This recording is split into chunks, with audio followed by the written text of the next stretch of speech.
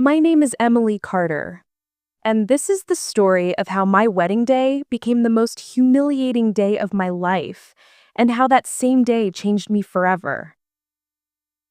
The morning of my wedding was supposed to be the happiest day of my life. The white dress was ready, the flowers smelled sweet, and my heart was full of dreams.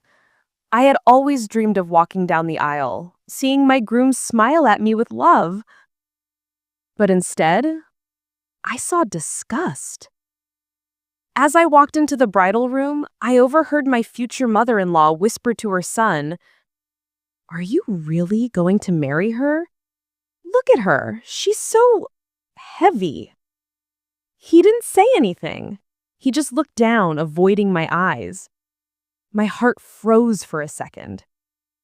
I tried to ignore it. I smiled at everyone, told myself, "Just get through the day, Emily. Everything will be fine." But deep inside, I felt something breaking. During the wedding photos, I heard the bridesmaids giggling behind me. One of them said, "Maybe the camera needs a wide-angle lens today." They laughed. I pretended not to hear. Then came the ceremony. As I walked down the aisle, I noticed the guests whispering, their eyes scanning me from head to toe. My hands were shaking, my heart was screaming. When I finally reached Jason, my groom, he didn't even smile. He looked nervous, uncomfortable. And then it happened. Right before saying the vows, Jason suddenly said, in a low voice, "Emily, I can't do this." The room went silent. My heart stopped. "What do you mean?" I whispered, trembling. He stepped back, avoiding my eyes. "My mom's right. You're not the kind of woman I want to marry." Gasps filled the room. Someone dropped a glass. I felt my whole world shatter in front of everyone. Tears rolled down my face, smudging my makeup. Everyone stared at me. The rejected bride. Some even whispered, "Poor girl, maybe she should have taken care of herself." That moment, standing in that wedding hall in my white dress, I felt completely worthless. I ran out of the church, barefoot, my veil flying behind me. I cried for hours that night. I didn't eat, didn't sleep. For weeks, I locked myself in my room, replaying every moment in my head. Maybe they were right. Maybe I wasn't enough. But one night, everything changed.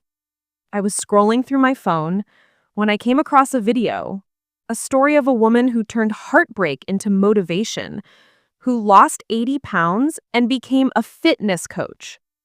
Something clicked inside me. If she can do it, maybe I can too. The next morning, I looked at myself in the mirror, swollen eyes, messy hair, broken heart. And I said out loud, "This is not how my story ends." From that day, I started running.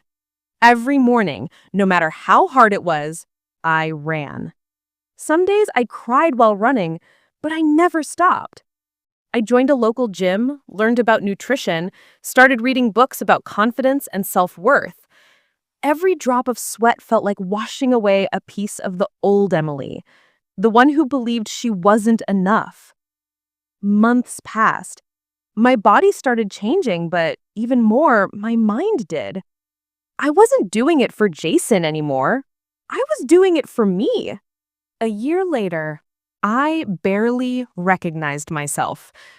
The girl who once cried in her wedding dress was gone.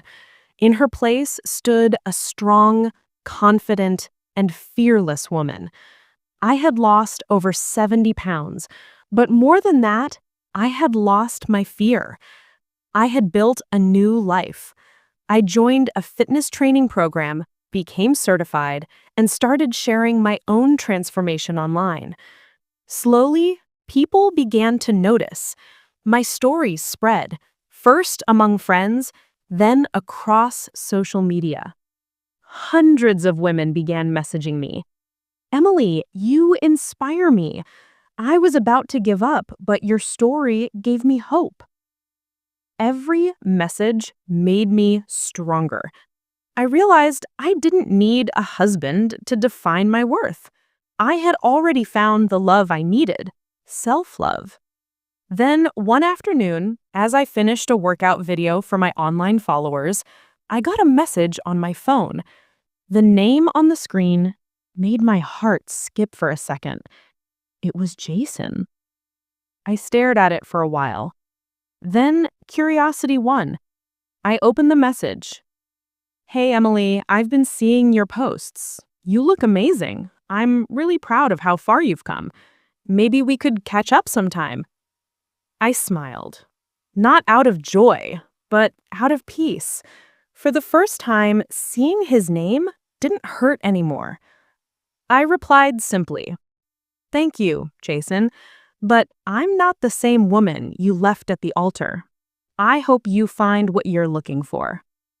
I put down my phone and looked out the window. The sunset painted the sky golden. I realized something powerful that day.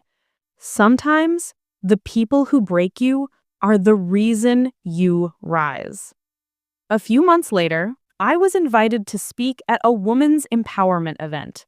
The same local media that once covered my failed wedding now covered my story of strength and transformation.